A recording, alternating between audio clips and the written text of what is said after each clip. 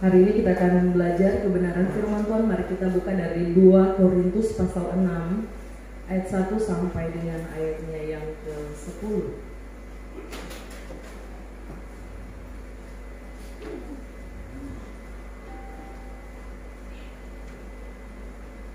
Kitab 2 Korintus pasal 6 ayat 1 sampai dengan ayatnya yang ke-10 dengan judul Paulus dalam pelayanannya.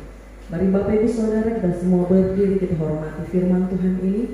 Kita akan membaca secara berganti-gantian ayat 1 Bapak Ibu Saudara, ayat 2, dan selanjutnya kita berganti-gantian.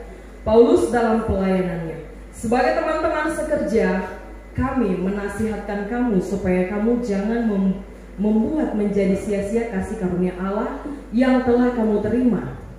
Sebab Allah berfirman, pada waktu aku berkenan, aku akan menegakkan engkau, dan pada hari aku menyelamatkan, aku menolong engkau.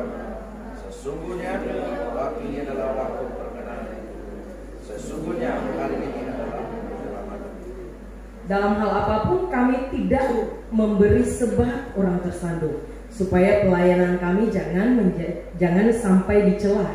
Sebaliknya dalam segala hal kami menunjukkan bahwa kami adalah pelayan Allah, yaitu dalam menahan, dalam penderitaan, kesesakan, kesukaran, dalam menanggung derah, dalam penjara dan kerusuhan, dalam berjeripaya, dalam berjaga-jaga dan berpuasa, dalam kemurnian hati, keburuan, kesabaran, dan kemurahan, dalam Roh Kudus dan kasih yang tidak bohong, dalam pemberitaan kebenaran dan kekuasaan Allah, dengan menggunakan senjata-senjata keadilan untuk menyerang ataupun untuk membela, ketika dihormati dan ketika dihina, ketika diumpat atau ketika dipuji, ketika dianggap sebagai penipu namun dipercayai, sebagai orang yang tidak dikenal namun terkenal, sebagai orang yang nyaris mati dan sungguh kami hidup, sebagai orang yang dihajar namun tidak mati,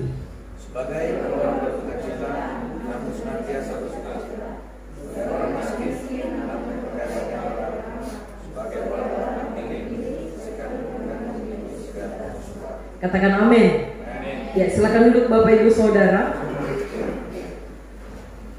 Ya, Paulus dalam pelayanannya tentunya banyak tantangan dan rintangan yang dihadapi. Ya, kita belajar ayat demi ayat Bapak Ibu Saudara. Ayat yang pertama, sebagai teman-teman sekerja kami menasihatkan kamu. Kenapa Paulus menulis surat ini kepada jemaat yang ada di Korintus?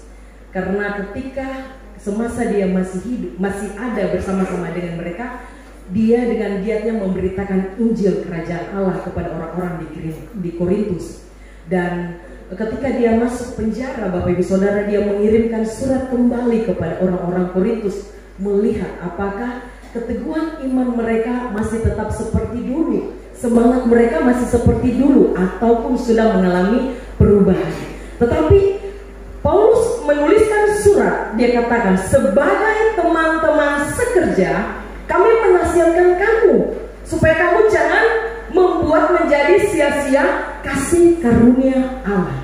Ya, hubungan antara Paulus dengan Tuhan itu sangat dekat Bapak Ibu Saudara, sehingga dia banyak mendengar apa yang disampaikan Tuhan, dan keluarlah surat ini untuk orang-orang, untuk teman-teman sekerja sepelayanan yang ada di Korintus. Dia ingin memotivasi, dia ingin menyemangatkan, karena latar belakang dari daerah Korintus itu adalah daerah perdagangan yang sangat berkembang. Ya, tentunya Bapak Ibu Saudara sudah tahu, kalau jadi kota pelabuhan, ya kota yang terkenal dengan pelabuhannya, dengan banyak-banyak kapal yang berdatangan, tentunya tantangan dan rintangan lebih banyak Bapak Ibu Saudara. Karena kedatangan orang asing di satu tempat akan mempengaruhi kehidupan dari orang-orang yang ada di Korintus. Ya, contoh Bitung Bapak Ibu Saudara. Di Bitung itu banyak sekali orang-orang yang berdatangan karena kota itu adalah kota pelabuhan. Ya. Apalagi kota pelabuhan yang besar, yang memiliki dermaga yang besar, tempat berlabuhnya sangat besar. Ya, beda dengan Talaut. Ya, daerah-daerah yang hanya di tempat-tempat tertentu yang memiliki pelabuhan. Ya, kalau di Karakelang ada, Salibabu ada, ya, dan tentunya di Kecamatan Beo ada. Ya. Tetapi ini di Korintus Begitu banyak pengajaran-pengajaran, bahkan guru-guru penyesat yang masuk ke dalam Korintus, yang menyebabkan kenapa Saulus menulis surat kepada jemaat atau teman-teman sekerja sepelayanan untuk mengingatkan, refrain kembali bahwa harus dikatakan bahwa dia menasihatkan kamu supaya kamu jangan membuat menjadi sia-sia. Karena apa yang kita kerjakan dari awal ketika kita menerima Kristus hidup di dalam kita, dan ketika kita, Bapak Ibu Saudara, ketika kita kehilangan pemimpin, kita kehilangan sayap Bapak Ibu Saudara untuk terbang. Karena tidak ada kekuatan lebih. Apalagi kalau ditinggalkan pemimpin 1-2 hari saja, maka kendorlah setiap kerajinan kita. Benar tidak Bapak Ibu Saudara? Tetapi apakah mari kita lihat bersama bahwa apa yang disemangatkan atau yang disampaikan oleh Paulus supaya jangan membuat menjadi sia-sia kasih karunia Allah. Jangan membuat sia-sia kasih karunia Allah. Karena kasih karunia Allah suatu saat itu akan diambil daripada kita. Mari kita lihat kitab Roma Bapak Ibu Saudara. Kita sudah belajar pada hari Selasa Roma pasal 9 ayat yang ke-15.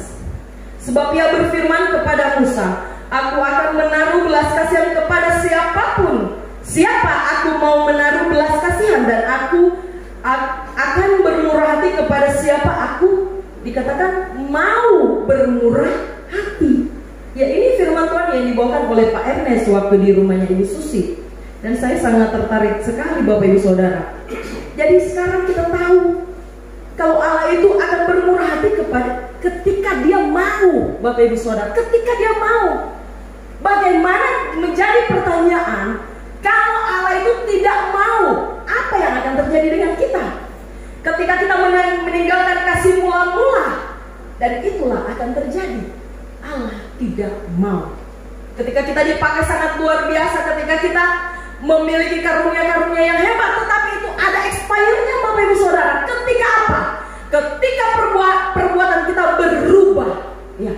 Ketika perubahan dalam hidup kita itu berubah, lebih cenderung kemana? Ke duniawi. Ya. Makanya Allah mau, dia mau menghendaki, ya dia mau datang kepada kita. Karena apa? Ketika dia mau, apa yang ada pada kita itu bertumbuh. Amin. Ya, satu hal yang dikerjakan oleh Paulus bahwa melayani itu bukan hal yang gampang Bapak Ibu Saudara. Melayani bukan hal yang gampang. Tetapi firman Tuhan berkata, supaya kamu jangan membuat menjadi sia-sia kasih karunia Allah yang telah kamu terima. Ingat Bapak Ibu Saudara, ketika kita lahir baru, kita terima semua daripada Tuhan. Ingat, jangan sia-siakan, karena waktunya akan ada masanya yang expire Bapak Ibu Saudara. Ada baiknya kau pertahankan imanmu sampai dengan akhir. Katakan amin. Iya. Karena kalau orang menganggap sia-sia dalam bahasa Indonesia, tidak berguna, tidak bermanfaat, bikin apa lagi? Ya Bapak Ibu Saudara. Dan ayat yang kedua, sebab Allah berfirman, pada waktu aku berkenan, aku akan mendengarkan engkau. Katakan amin. Ya, seperti dengan Roma 9 ayat 15 tadi. Dia bilang, pada waktu aku berkenan, aku akan mendengarkan engkau. Bagaimana caranya supaya Tuhan berkenan terhadap kita? Ya, tentunya ada banyak hal. Kenapa kita minim dengan pengetahuan tentang Alkitab? Karena kita malas membaca Alkitab. Kita tidak tahu apa caranya, apa yang maunya Tuhan di dalam firman-Nya. Di Alkitab ada dua hal, yaitu perintah dan larangan. Ya, tetapi banyak orang menganggap bahwa itu cuma kiasan. Ya, Bapak Ibu Saudara yang dikasihi Tuhan, pada waktu aku berkenan, aku akan mendengarkan engkau. Pernahkah engkau merasakan hal itu? Pernahkah engkau dalam kesesakan dan engkau berdoa minta pertolongan Tuhan dan Tuhan mendengar? Tentunya kita punya pribadi lepas pribadi punya cara yang berbeda-beda untuk datang kepada Tuhan. Tidak ditentukan oleh liturgi, tidak ditentukan harus gembala, harus tentukan begini, tidak Bapak Ibu Saudara. Sendiri yang datang kepada Tuhan. Dikatakan oleh firman Tuhan, dan pada hari aku menyelamatkan, aku akan menolong engkau. Betapa indahnya Bapak Ibu Saudara, kalau sudah hari-hari terakhir, bahwa ternyata kita salah satu adalah orang yang diselamatkan. Betapa indah, betapa senangnya. Ya, firman Tuhan pada ayat yang kedua ini serupa dengan Yesaya 49 ayat 8. Coba kita lihat Bapak Ibu Saudara. Beginilah firman Tuhan, pada waktu aku berkenan, yang berbicara tentang pilihan. Kalau Tuhan berkenan berarti berbicara tentang pilihan Allah. Katakan amin. Kalau Tuhan berkenan kepada kita itu berbicara tentang pilihan. Aku akan menjawab engkau, dan pada hari aku menyelamatkan, aku akan menolong engkau. Dikatakan oleh firman Tuhan, aku telah membentuk dan memberi engkau menjadi perjanjian bagi umat manusia, untuk membangunkan bumi kembali dan untuk membagi-bagikan tanah pusaka yang sudah sunyi sepi. Ini adalah ketika Sion dipulihkan, Bapak Ibu Saudara. Ya, banyak hal yang harus kita kerjakan. Ini adalah isi hati dari Paulus ketika dalam pelayanan. Ada suka duka yang dia hadapi, ada pergumulan yang berat, Bapak Ibu Saudara. Tetapi firman Tuhan berkata, sesungguhnya waktu ini adalah waktu perkenanan itu. Katakan amin. Ya, kalau waktu ini adalah perkenanan, kapan kita bertindak, kapan kita bergerak, Bapak Ibu Saudara? Kapan kita mau bangkit dari keterpurukan dan kehidupan yang hanya membuang-buang waktu saja? Kapan, Bapak Ibu Saudara, kita mau bangkit, kita mau semangat, kita mau melayani? Ya, terkadang saya juga pribadi sempat mengalami, Bapak Ibu Saudara, ketika mengalami rintangan dalam pelayanan. Ya, saya harus down tetapi tidak sampai jatuh, karena saya punya tulang rusuk selalu kasih ingat. Ya, saya punya suami, kamu pikirkan itu bukan pikirkan Tuhan. Paling banyak kita pikirkan masalah, benar tidak Bapak Ibu Saudara? Masalah di nomor 1, Tuhan di nomor 2. Ya, ketika kita masalah, kita jadi bingung, kita lupa untuk berdoa. Padahal dalam keadaan tertekan seperti yang dialami oleh Paulus, dia bisa berdoa. Kenapa dia memberikan contoh yang baik? Kenapa dia memberikan contoh yang tidak melenceng dari firman Tuhan? Karena dia ingin para pengikutnya, para orang-orang yang mendengarkan tentang kebenaran firman Tuhan itu menjadi kuat, menjadi tegar, menjadi mampu. Amin. Katakan amin. Ya, satu hal yang Tuhan inginkan, bahwa waktu ini adalah waktu perkenanan. Ingat, seperti yang saya katakan, bahwa waktu ada masa expirednya. Ketika apa? Kalau Tuhan Soni mau berkenan patongan, ya berarti habis, the end, langsung selesai. Ya, tetapi kalau Tuhan masih memberikan, bahwa Tuhan berkata dalam firman Tuhan ini, waktu ini adalah waktu perkenanan. Ingat, tidak ada waktu lagi. Ketika apa? Kita menyia-nyiakan waktu. Sesungguhnya hari ini adalah hari penyelamatan. Dia tekankan kepada orang Korintus, kepada teman sepelayanan, bahwa waktu ini adalah waktu perkenanan. Dia katakan bahwa hari ini adalah hari penyelamatan. Ingat, waktu itu terbatas. Ya, jangan sia-sia waktu dan kesempatan yang sudah Tuhan beri. Ya, kenapa Paulus begitu semangat katakan kepada orang di Korintus? Karena begitu banyak pengajaran-pengajaran yang masuk melalui nabi-nabi palsu, melalui guru-guru palsu yang akan menyesatkan para pengikut Paulus. Dia tekankan lagi, ingat bahwa ini adalah waktu perkenanan, waktu penyelamatan. Ya, sekali lagi dia ingatkan meskipun dia tidak melihat dengan mata kepala sendiri, tetapi dia mengingatkan teman sekerja untuk semangat. Amin. Katakan amin. Ya. Tuhan firman Tuhan dalam ayat 3, dalam hal apapun kami tidak memberi sebab orang tersandung. Ya, kemurnian daripada Paulus mengajarkan tentang Injil Kristus. Dia tidak mau ada orang yang tersandung. Ya, dikatakan oleh firman Tuhan, supaya pelayanan kami jangan sampai dicela. Ya, dalam artian nanti jadi bahan pembicaraan. Ketika apa? Ketika dia melayani tidak sesuai dengan kebenaran firman Tuhan. Tetapi Paulus meyakinkan dengan sangat bahwa dikatakan dalam hal apapun kami tidak memberi sebab orang tersandung, supaya pelayanan kami jangan sampai dicela. Ayat 4, sebaliknya dalam segala hal kami menunjukkan. Ya, ingat, sebagai pelayan harus menunjukkan siapa jati diri kita sendiri ini. Siapa pribadi kita ini? Apakah saya sudah melayani dengan baik? Apakah saya sudah menyampaikan kabar sukacita? Apakah perbuatan saya sudah sesuai dengan kebenaran firman Tuhan? Apakah saya sudah melakukan segala yang diperintahkan Tuhan? Memang untuk melakukannya butuh proses, butuh waktu. Tetapi kita harus berjuang. Amin. Yang pertama, melawan diri sendiri, ego kita. Ya, terkadang pikiran kita bercabang, Bapak Ibu Saudara. Ya, yang satu di tempat lain, yang satu di tempat ibadah. Ya. Ingat, anak muda, jangan sia-siakan waktu ini. Ya, kita lihat beberapa anak-anak yang sekolah di Melongwane, ya, tidak menggunakan waktu dengan sebaiknya. Ya, jangan sia-siakan waktu, karena mungkin ada berpikir kita masih muda, kita belum bisa seperti dorang. Tetapi kalau kita mau belajar dari sekarang, ya, kita pasti bisa. Amin. Ayat yang keempat, sebaliknya dalam segala hal kami menunjukkan bahwa kami adalah pelayan Allah. Katakan amin. Ya, kita adalah pelayan Allah, Bapak Ibu Saudara. Kita adalah pelayan Allah. Ya. Ketika kita diubahkan, ketika hidup kita diubahkan, ketika kita melakukan firman, ya, intimidasi tentunya ada. Bapak Ibu Saudara. Ayat 5. Dalam menanggung dera, dalam penjara dan kerusuhan, dalam berjerih payah, dalam berjaga-jaga dan berpuasa. Apa Paulusnya nabeking? Ya, semua dia nabeking sampai berpuasa. Supaya apa? Orang-orang di Korintus itu bertobat, menerima Yesus dengan sungguh-sungguh. Ya, Paulus dengan latar belakang yang sangat sadis, Bapak Ibu Saudara. Ya, dia dipanggil oleh Tuhan. Ingat, Paulus dipanggil oleh Tuhan untuk melayani. Padahal kalau mau bilang latar belakangnya dia apa? Nah, penganiaya orang Kristen, penganiaya orang-orang pengikut Kristus. Dia latar belakang sangat parah kalau misalkan kita mau nilai secara jasmani, Bapak Ibu Saudara. Tapi Tuhan pakai. Buktinya apa?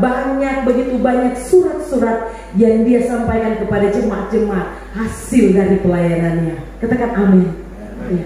Ayatnya yang ke-6, dalam kemurnian hati, pengetahuan, kesabaran, dan kemurahan hati, dalam Roh Kudus dan kasih yang tidak munafik. Ya, banyak hal yang Paulus ajarkan, Bapak Ibu Saudara. Makanya pelayanannya meskipun banyak tantangan tetapi selalu berhasil. Amin. Karena dia bilang dalam kemurnian hati, pengetahuan, kesabaran, kemurahan hati, dalam Roh Kudus dan kasih yang tidak munafik. Ya. Ayatnya yang selanjutnya ayat 7. Dalam pemberitaan kebenaran dan kekuasaan Allah dengan menggunakan senjata-senjata keadilan untuk menyerang ataupun untuk membela. Ya, ketika kita melayani Tuhan, ada hal-hal yang terkadang kita menjadi orang yang jadi kecut, jadi tawar hati. Tetapi kita harus menggunakan senjata, kata firman Tuhan. Dikatakan bahwa kita harus untuk menyerang dan untuk membela. Ya, pasti Tuhan bela. Amin. Ya, ketika kita melayani Tuhan dengan sungguh-sungguh, Tuhan pasti bela. Dimanapun kita berada, di satu kumpulan-kumpulan yang seharusnya kita tidak berada di situ, tetapi Tuhan tetap membela. Ya, contoh yang terbesar, Daniel dan kawan-kawan, apakah mereka dimakan singa? Tidak, Bapak Ibu Saudara. Padahal singa itu dalam keadaan lapar, tetapi mereka tidak dimakan singa. Dan ayat yang ke-8, ketika dihormati dan ketika dihina. Benar tidak, Bapak Ibu Saudara? Ketika kita melayani, Bapak Ibu Saudara, ketika dihormati dan ketika dihina, ketika diumpat dan ketika dipuji, ketika dianggap sebagai penipu namun dipercayai, itulah pelayan Tuhan. Ya. Terkadang dibilang, oh dia penipu, oh dia itu penyesat. Tetapi ada orang-orang tertentu menghormati, menyanjung, mengasihi kita. Amin. Ya. Mari kita sebagai pelayan-pelayan Tuhan bangkit, Bapak Ibu Saudara. Apa yang ada pada kita, karunia-karunia yang Tuhan kasih itu berbeda-beda, tidak akan pernah sama. Ya, Tuhan kasih kepada saya itu berbeda dengan Ibu Etni, berbeda, Bapak Ibu Saudara. Dan kenapa harus ada persentuhan? Karena dari berbeda tersebut kita dikumpulkan. Supaya apa? Kita menjadi satu dalam Kristus. Amin. Makanya Tuhan bilang, Yesus DP kepala, ada yang kaki, ada yang tangan, ada yang bagian-bagian organ tubuh yang lain. Makanya Yesus tetap DP kepala. Ya. Bapak Ibu Saudara, menjadi seorang pelayan di tengah-tengah, apalagi di kampung, Bapak Ibu Saudara, saya lihat ya, kalau di kampung mau makan sulit, Bapak Ibu Saudara. Karena apa? Kalau dari hasil pertanian, jemaat itu tidak mencukupi untuk dompet kehidupan sehari-hari dan untuk mengembalikan perpuluhan, untuk memberikan persembahan, memang sedikit, tidak seperti di kota yang ada pegawai negeri, yang ada pengusaha dan wira swasta yang lain. Ya, jadi katakan firman Tuhan ayat 9, sebagai orang yang tidak dikenal namun terkenal. Jadi tantangan demi tantangan dalam pelayanan itu berbeda-beda. Ya. Tetapi yang siap menerima tantangan pasti hasilnya luar biasa. Katakan amin. Ya. Ayat yang selanjutnya dikatakan, sebagai orang yang dihajar namun tidak mati. Ya. Diancam begitu rupa. Ayat 10. Sebagai orang yang berduka cita namun senantiasa bersuka cita. Betul tidak Bapak Ibu Saudara? Dikatakan penipu, dikatakan pembohong, dikatakan tapi apa yang dikatakan firman Tuhan? Sebagai orang yang berduka cita namun senantiasa bersuka cita. Ending dari segala sesuatu, pergumulan demi pergumulan, peperangan demi peperangan, adalah sukacita Bapak Ibu Saudara. Ketika apa? Ketika kita menang bersama dengan Kristus. Amin. Sekali lagi, ketika kita menang bersama dengan Kristus, katakan amin. Hal yang luar biasa dalam pelayanan, suka duka apapun yang dialami, ya, kita terkadang ragu untuk melakukan sesuatu, usaha, perdagangan, apapun, pekerjaan, kita ragu. Kenapa? Kita belum mencoba. Tapi ketika kita mencoba seiring berjalannya waktu, maka pintu-pintu berkat Tuhan dibukakan dan dicurahkan bagi kita. Amin. Tuhan tidak akan menutup mata Bapak Ibu Saudara. Kalau kita berjalan bersama dengan Dia, sedangkan Dia katakan, mari semua yang letih lesu berbeban berat, aku akan berikan kelegaan kepadamu. Iya. Tuhan kasih kesempatan. Karena masa perkenanan ini adalah hari ini Bapak Ibu Saudara. Kesempatan adalah hari ini. Kata firman Tuhan. Sebagai orang yang berduka cita namun senantiasa bersuka cita. Sebagai orang miskin namun memperkaya banyak orang. Ia gembala tidak kaya, tetapi ketika dia mendoakan orang-orang, mereka menjadi kaya. Amin. Termasuk kita Bapak Ibu Saudara. Kita tidak tahu Bapak Gembala, Ibu Gembala makan apa, tapi kita menikmati berkat-berkat yang luar biasa ketika apa? Ketika kita melakukan firman Tuhan. Amin. Ya, ingat Bapak Ibu Saudara bahwa Tuhan mau berkenan kepada orang yang mau, tapi Tuhan tidak akan berkenan kepada orang yang tidak mau dengan Dia. Saya mau katakan, saya mau dengan Tuhan sampai akhir hidup saya. Firman Tuhan berkata selanjutnya, sebagai orang miskin namun memperkaya banyak orang, sebagai orang yang bermilik sekalipun kami memiliki segala sesuatu. Benar tidak? Kita memiliki segala sesuatu. Ya, kita disuruh pergi di tempat ini, Tuhan menyediakan segala sesuatu. Kita disuruh melayani di tempat ini, Tuhan menyediakan segala sesuatu. Ya. Tetapi coba kalau kita tugas luar seperti kita pegawai negeri, ya, segala sesuatu Dia sediakan. Makanya ditekankan oleh Paulus kepada orang-orang di Korintus, terlebih khusus DP teman sepelayanan, dia katakan, begini ini mau melayani, DP suka begini, DP duka begini. Dan kita pasti ingat bahwa dikasihan bahwa perkenanan Tuhan ada saat ini, keselamatan Tuhan ada saat ini. Untuk itu ketika kita melangkah, ambillah keputusan yang tepat. Tanyakan Tuhan dalam segala hal. Apakah saya harus melakukan ini? Apakah saya harus melakukan itu? Bertanyalah kepada Tuhan. Ketika segala sesuatu berjalan dengan mulus, taatlah apa yang Tuhan mau. Ya. Taatlah apa yang Tuhan mau, bukan orang mau. Karena Tuhan punya cara sendiri terhadap kita, bukan dengan cara kita. Dan Paulus dalam pelayanannya mengalami begitu banyak tantangan.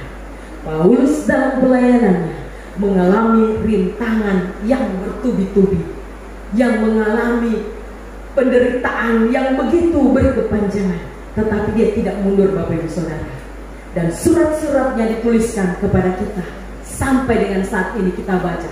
Supaya apa? Kita belajar untuk tetap tenang. Ya, saya tidak mengajak Bapak Ibu Saudara untuk menjadi pemimpin, untuk menjadi jemaat yang kuat radikal dalam Tuhan, untuk menjadi seorang yang taat harus menghadapi ini kita pe masalah, ini kita pe pergumulan. Ya, bagaimana caranya untuk keluar dari situ? Mintalah selalu perkenanan Tuhan. Demikian firman Tuhan pada siang hari ini, dan saya serahkan kepada Pak